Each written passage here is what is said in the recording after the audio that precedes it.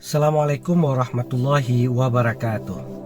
Sahabat-sahabat kami yang baik hatinya, umat Islam rata-rata terlalu lalai di syariat. Syariat itu kalau kita lihat metode beragama secara ilmiah itu kan di bab 2. Bab 2 itu adalah reference, dalil, hukum, argumentasi, akli dan nakli, teks, kitab yang membantu kita untuk memahami konsep-konsep hukum-hukum atau aturan-aturan atau dalil-dalil dalam memahami tentang agama, dalam memahami wujud karena wujud adalah diskusi paling puncak dalam agama dan itu adalah wujud Tuhan.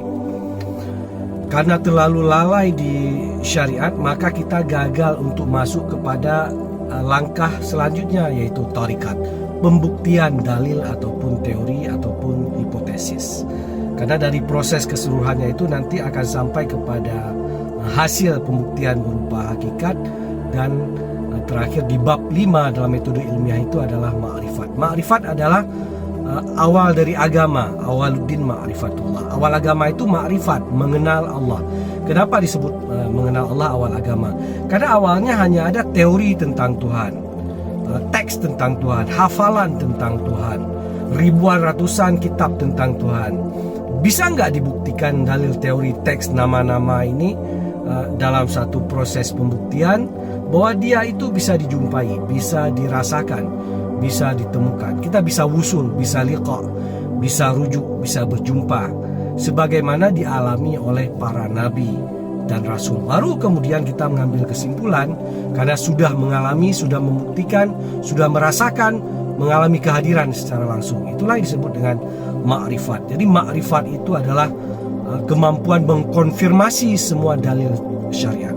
Jadi kita tidak boleh hanya terhenti dan lalai di syariatnya, harus masuk kepada proses pembuktian sehingga dalil-dalil itu semua menjadi sesuatu yang bernilai ma'rifati.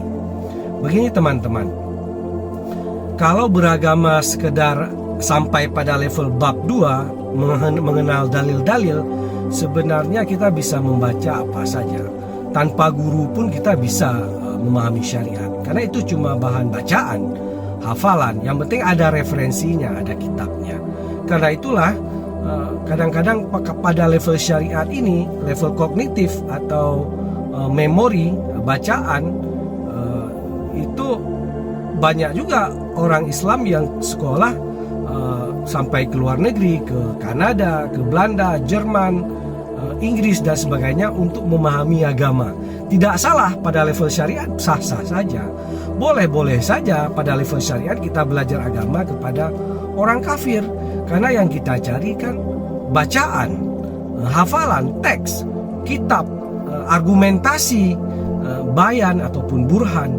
Jadi dimanapun ada sumber bacaan, dimanapun ada kitab, apalagi mereka itu membawa lari banyak sekali kitab-kitab kita yang klasik itu, ya pergi aja ke sana untuk belajar. Kalau sekedar untuk mengasah kemampuan rasionalitas akliyah ataupun tekstual nakliyah daripada agama. Jadi beragama pada sampai bab 2 di syariat kita bisa belajar pada siapapun. Tapi kalau beragama untuk mengenal Tuhan secara langsung, kita nggak bisa dengan orang kafir, karena Tuhan itu tidak ada pada kitab-kitab, tidak ada pada halaman-halaman teks-teks yang mereka punya ataupun yang kita punya di sini, tidak ada. Untuk beragama sampai kepada Tuhan, kita harus mencari guru yang memang sudah sampai kepada Tuhan. Untuk itulah dikirim Rasul. Rasul itu atau Nabi itu adalah orang-orang yang dengan kemampuan metodologis, dengan tarikatullah yang mereka punya, bisa menempuh jalan untuk sampai kepada Tuhan. Makanya Nabi Muhammad disebut sebagai Nabi yang ummi. Ummi artinya apa? Sekilas dipahami supaya tidak bisa membaca, tapi pada konteks lebih luas bisa dipahami sebagai beyond text. Jadi beragama sudah beyond text, sudah melampaui teks. Bukan tidak ada teks pada masa Nabi. Teks Yunani sudah banyak, pemikiran Yunani sudah mengepung dunia. Teks-teks Zabur, Taurat, Injil itu sudah menyebar kemana-mana, termasuk di Mekah, Madinah. Tapi Nabi sudah hidup melampaui referensi dan teks, sudah membawa teks-teks dan kemampuan argumentasi ini pada level ruhiyah, mampu dibuktikan pada laboratorium inkubasi spiritual di Gua Hira. Secara ummi tidak banyak lagi membaca menghafal, tapi sudah banyak mengolah rasa, mengolah jiwa, menempuh tarikah tertentu, sehingga beliau bisa membuktikan bahwa Tuhan yang disebutkan dalam berbagai teks kitab terdahulu itu bisa beliau temui, malaikat bisa beliau jumpai, segala esensi-esensi ruhiyah yang tinggi di alam metafisis bisa beliau temukan. Jadi beliau sudah melampaui syariat ketika bisa membuktikan segala esensi wujud ini.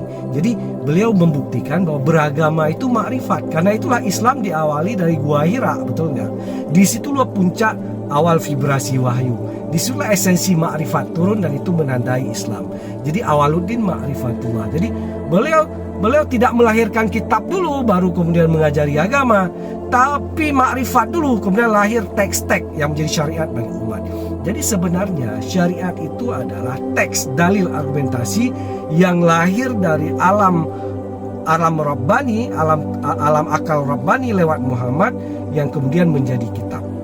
Ingat, jadi syariat itu hakikatnya adalah teks yang lahir dari kalbu, dari potensi ruhiyah seseorang yang itu disalurkan di sisi Tuhan, dan itu menjadi dalil hukum bagi orang. Itulah hakikat daripada syariat. Makanya kalau ingin dapat syariat yang hakiki, maka seseorang harus tembus ke alam makrifat. Nah, jadi begitulah beragama yang melampaui bab 2 masuk ke bab 3 di metodologi pembuktian atau tarikah sampai mendapatkan temuan-temuan hakikat, hal-hal esensi-esensi, wujud-wujud yang sangat spesifik yang mencerahkan, enlighten, baru kemudian kita memperoleh makrifat. Oke guys, itu saja. Assalamualaikum warahmatullahi wabarakatuh.